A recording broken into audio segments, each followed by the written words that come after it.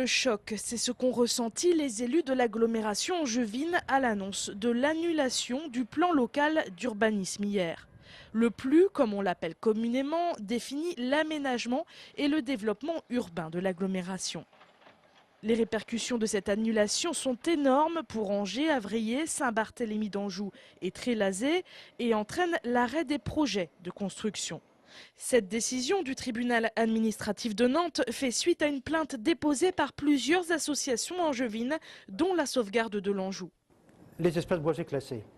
Il y en avait une superficie importante dans les plans d'occupation des sols précédents. Ils ont été réduits de 40% sans justification et pour je ne sais pas quel projet. Le patrimoine bâti, il y a des richesses patrimoniales un peu partout. Il n'y a pratiquement rien de mis alors qu'il y avait, à partir de l'agenda 21 et d'un inventaire qui avait été fait, énormément de documents qui permettaient de protéger certains quartiers. Et enfin, un défaut d'évaluation environnementale manifeste sur la rocade sud. C'est une petite victoire pour les associations contestataires du PLU qui estiment ne pas avoir été assez consultées par l'agglomération. En face, justement, du côté de cette dernière, on regrette que certains problèmes entraînent l'arrêt de la totalité du PLU. Les responsables de la plainte, les gens qui ont, sous prétexte de pointillisme de forme, porté cette plainte, portent une lourde responsabilité face non seulement aux Angevins qui payent des impôts, mais face aux gens qui demandent des logements, face aux gens qui sont dans l'économie et qui ont besoin, dans le bâtiment en particulier, de construire. L'agglomération souhaite faire appel de cette décision du tribunal administratif de Nantes. En attendant, les conséquences de cette annulation sont d'ores et déjà importantes. Quelles conséquences cette annulation du PLU va-t-elle avoir pour l'agglomération? Certains élus parlent de catastrophe.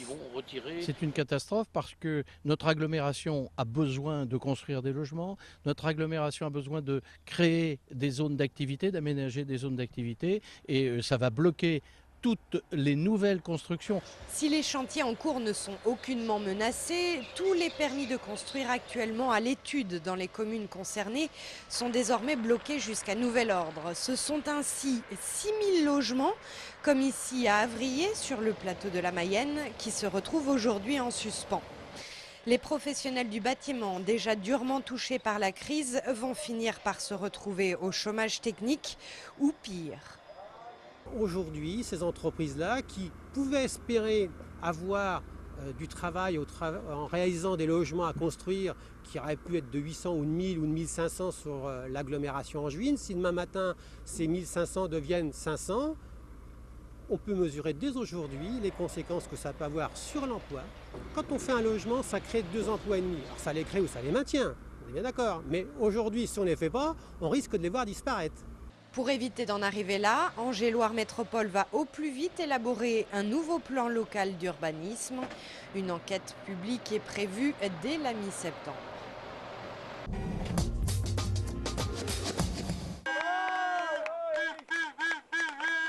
Bravo à Éric Lenné. Le rameur de la Montbreul sur Longuenay est arrivé ce mercredi en Guyane. Il boucle sa traversée de l'Atlantique en solitaire et sans assistance en 46 jours. Éric a dû patienter avant de pouvoir approcher la côte à cause d'un fort courant. Ses amis sont sur place pour l'accueillir. Pour sa première expérience dans ce type de course, il se classe 5e. Dimanche, c'est Patrick Ohaillot qui est arrivé en tête de la Bouvert-Ram Guyane. Quant à Éric, il sera de retour en France la semaine prochaine.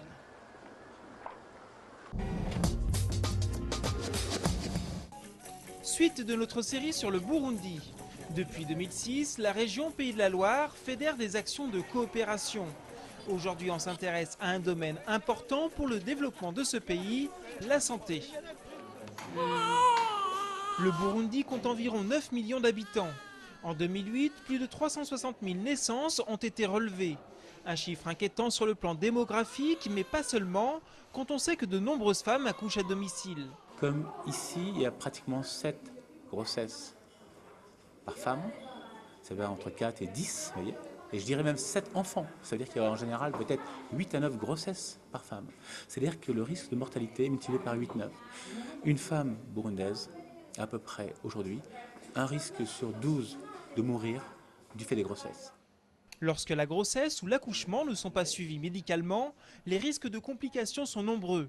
Du coup, pour diminuer le nombre de décès, le gouvernement a mis en place un programme d'accès gratuit aux soins pour les femmes enceintes. Il y a 15 jours, un centre spécialisé dans le traitement des fistules obstétricales a d'ailleurs été inauguré au CHU de Bujumbura.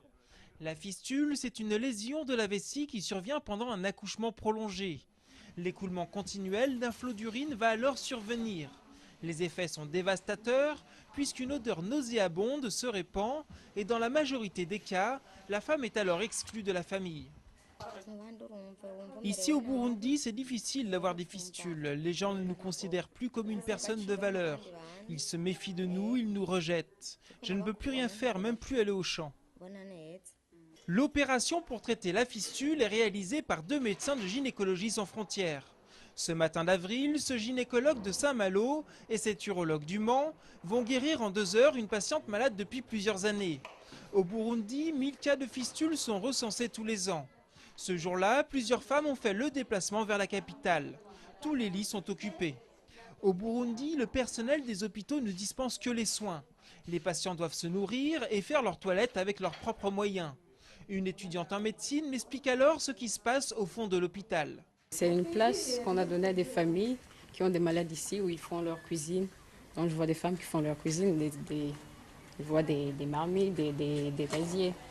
Il y a des habits étendus. Donc c'est comme s'ils vivaient ici, quoi. Si tu as un malade qui doit passer beaucoup de temps ici, tu es obligé de vivre ici. Par manque de moyens et de personnel, les hôpitaux burundais ne peuvent pas apporter autre chose que l'acte médical. La plupart des soins sont de plus payants et uniquement accessibles aux plus aisés.